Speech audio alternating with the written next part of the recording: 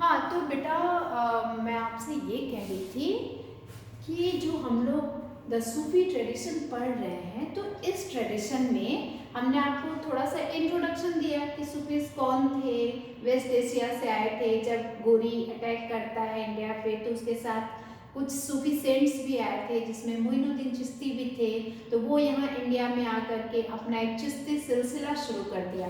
तो अब जो ये वर्ड आता है सिलसिला, सिलसिला का मतलब क्या होता है कि जब मोइनुद्दीन चिश्ती इंडिया में आते हैं तो उसी उनकी आइडियोलॉजी को फॉलो करने वाले जो उनके फॉलोअर्स थे, उनका एक ग्रुप बना, उनका एक चेन बना। तो उसी ग्रुप को, उसी चेन को ऑर्डर ऑफ सूफी सेंट्स कहा गया। मतलब कि जो मोइनुद्दीन चिश्ती की बातों को फॉलो कर रहे थे, उनकी प्रीचिंग को फॉलो कर रहे थे, वो पूरे वो एक ग्रुप के कहलाए सूफी सेंट्स। ठीक है। अब जैसे ये चिश्ती वाले सिलसिला हो गया, ये चिश्ती सिलसिला हो गया। फिर एक और सिलसिला था जो भारत में, जो इंडिया में बहुत फेमस था, दैट वाज योर सोहरावर्दी सिलसिला। ठीक है, सोहरावर्दी सिलसिला था। उसके बाद नक्शबंदी सिलसिला था, एक कंदरिया सिलसिला था। तो जो जिस सूफी सेंट को फॉलो करते थे उनका एक ऑर्डर बनता जाता था। ठीक है, तो इसको कहा गया सिलसिला। खानकाह क्या है? खानकाह वो जगह थी, a place where Sufi saints live. तो जिस बिल्डिंग्स में, जो जिस जगह पे वो लोग रहते थे सूफी सेंट्स, उसको खानकाह कहा जाता था। वहाँ पे बहुत सारे म्यूजिकल प्रोग्राम्स होते थे। वो लोग अपने गॉड के लिए वो बहुत सारे भजन गाया करते थे। भजन नहीं, जो वो लोग गाते थे। ठीक है, जैसे आपने ये वाला सुना है ना गाना, पर्दा है पर्दा, कैसे गाते थे वो लोग? पूरे ग्रुप में बैठ जाते थे, एक हारमोनियम लेके बैठा होता था, फिर वो लोग दो ताली बजाते थे ऐसे कर करके। ठीक है, तो चलो, पीर का मतलब क्या हुआ? जो सूफी सेंट और टीचर होते थे। सूफी सेंट टीचर को पीर कहा जाता था। हम लोग क्या कहते हैं? गुरु। हमारे यहाँ क्या कहा जाता है? गुरु। ठीक है। मुरीद मतलब शिष्य, यानी कि डिसिपल। ठीक है। समा क्या होता है बेटा? समा क्या होता है? जो वो लोग म्यूजिक गैदरिंग करते थे और गाते बजाते थे। म्यूजिक गैदरिंग प्रोग्राम जो उनका होता था, समझ रहे हो ना? जियारत क्या होती थी? जियारत ये होती थी कि जो पिलग्रिमेज है, जब वो लोग अपने किसी सूफी टीचर के श्राइन पे जाते थे, दरगाह पे जाते थे, टम्ब पे जाते थे, तो वहाँ पे जा करके वो लोग क्या करते थे? तीर्थ यात्रा करते थे। जैसे मक्का जाते हैं ना मुस्लिम लोग, तो वो क्या हुई? मक्का क्या हुई? मक्का वाली तीर्थ यात्रा एक जियारत कहलाई। तो आप इसको कह सकते हो एक रिलीजियस जर्नी जो थी of Sufis is known as ziyarat. समझ में आ रहा है ना जियारत क्या है? ये टर्म्स आपको पूछे जा सकते हैं। ये सूफी के बारे में पूरा कॉन्सेप्ट है, समझ लो अच्छे से। तो जब वो लोग अपने किसी श्राइन को, किसी टर्म को देखने जाते थे अपने गुरु के, तो उसको कहा जाता था। चिश्ती क्या है? चिश्ती मैंने बताया कि सिलसिला में बहुत सारे थे। एक मोइनुद्दीन चिश्ती थे, एक सोहरावर्दी थे, है ना? तो वो चिश्ती क्या था? अ सूफी सेंट ऑर्डर, यानी कि एक सूफी सेंटों का पूरा चेन था।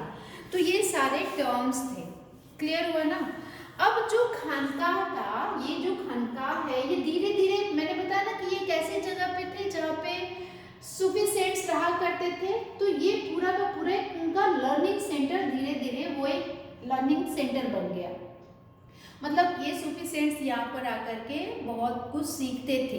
ठीक है, लेकिन मदरसा नहीं होता था। मदरसा में तो केवल स्कूल की पढ़ाई होती थी ना, जो मुस्लिमों की एजुकेशन दी जाती थी, पर यहाँ एजुकेशन नहीं दी जाती थी। खानकाहों में रिलीजियस डिस्कशन वगैरह किया करते थे, जहाँ पे गॉड के बारे में डिस्कशन होता था।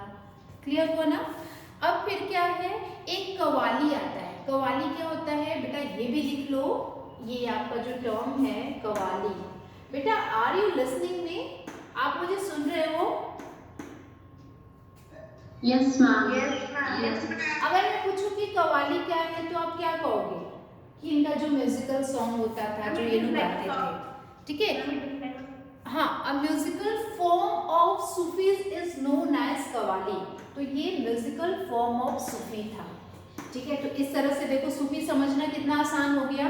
ठीक है, अभी बेटा अब देखो एक चीज और है। समा मैंने आपको बताया, समा क्या था? समा मीन्स म्यूजिकल कॉन्ग्रीगेशन, जहाँ पे पूरे सूफी, जहाँ पे ये इकट्ठे हो जाते थे और कुछ ना कुछ म्यूजिक चलाया करते थे। तो इतना क्लियर हो गया। अब आपसे कोई ये पूछे कि जो ये सेंट्स थे ये किस किस चीज़ों पे ज़्यादा जोर देते थे, ठीक है, तो 2-3 चीज़ें मैं बताऊंगी, इसको नोट कर लेना और फिर आपका सूफी हमेशा के लिए क्लियर हो जाएगा, ठीक है। अब देखो इनकी जो टीचिंग्स थी वो क्या थी। टीचिंग्स में इनका जो पहला पॉइंट था वो क्या था, वो यही कहते थे कि ये जो इम्पोर्टेंस देते थे वो ये था सिंप्लिसिटी ऑफ लाइफ को बहुत सिंपल तरीके से जियो, सिंप्लिसिटी ऑफ लाइफ, ठीक है। और ह्यूमैनिटी पर भी इन्होंने कॉपी में लिख ले बेटा ये सारे पॉइंट्स लिखा करो मेरे साथ साथ। क्यों एक्टिव होकर काम नहीं करते हो क्या? मुझे लगता है कि आप करते हैं इसलिए मैं कहती नहीं हूँ, फटाफट लिख लिया करो। सिंप्लिसिटी ऑफ लाइफ के बारे में ये बता रहे हैं कि भाई एकदम सिंपल लाइफ जियो, ठीक है। फिर ये कहते हैं कि अगर आपको गॉड को अपना डिवोशन दिखाना है ना तो जो नीडलेस पीपल उनको क्या करो, उनकी सेवा करो, उनको सर्व करो, नीडलेस पीपल का सर्व करो, सेवा करो। इतना क्लियर हुआ ना। और एक चीज और ये बताते हैं कि वो ये है कि जितने भी दूसरे रिलीजन हैं, अब ये मत कहो कि मेरा रिलीजन ही सबसे बेस्ट है, सभी रिलीजन को टॉलरेट करो, टॉलरेट ईच रिलीजन, है ना। जब ह्यूमैनिटी की बात होगी तो आप ये सब पॉइंट्स तो खुद से भी लिख सकते हो। उसके बाद जो अगला पॉइंट है वो क्या है कि एक पीर बना लो, अपने को एक टीचर, मतलब किसी को एक टीचर बना लो, तो एक पीर को फॉलो करो जिससे वो आपको क्या करेगा, फॉलो अ पीर, जैसे वो आपको क्या करेगा, वो आपको गॉड तक लेके जाएगा। जैसे मान लो कि चिश्ती सिलसिला में मैंने कहा था ना मोइनुद्दीन चिश्ती थे, अब मोइनुद्दीन चिश्ती के जो भी बातें थी उनके बहुत सारे फॉलोअर्स फॉलो करते थे, ठीक है। आपने देखा है ना कि जब कुतुबुद्दीन ऐबक ने क्या बनाया था, कुतुबुद्दीन ऐबक ने कुतुब मीनार बनाया था। अब जो कुतुब मीनार बनाया था तो आपको पता है कि वो कुतुब मीनार उसने क्यों बनाया था, उसके एक टीचर थे सूफी सेंट जिनका नाम था बख्तियार काकी, ठीक है, वही थे ना। तो उनके नाम पे वो पूरा का पूरा उसने उस फोर्ट को बनाया था, कुतुब मीनार को बनाया था। तो देखो कि कैसे एक जो दिल्ली सुल्तान जो था है वो एक सूफी सेंट को फॉलो कर रहा है और उनकी याद में, ताकि वो उनकी गुरु को लोग याद रखें, इस तरह के वो कुतुब मीनार बनाता है, ठीक है ना। तो बेटा ये सारे पॉइंट्स समझ लेना। तो आई थिंक इस सूफी के बारे में अब आपको कोई भी प्रॉब्लम नहीं होगी, ठीक है। और एक चीज़ और समझ लो कि सिलसिला में जैसे मैंने कहा था ना कि चिश्ती सिलसिला हो गया, एक दूसरा जो था वो था सुहरावर्दी सिलसिला। अब जैसे औरंगजेब था तो वो भी सूफी सेंट को फॉलो करता था, ठीक है, अलग अलग सूफी सेंट को सब फॉलो किया करते थे। तो इतना ही समझ लो, बहुत ज़्यादा ना समझो। उसके बाद ये सूफी वाला जो है वो हो गया कंप्लीट, क्लियर।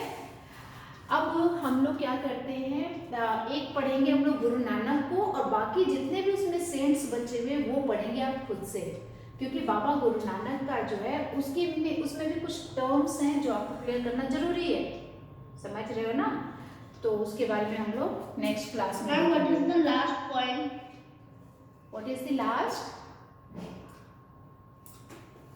लास्ट पॉइंट क्या है?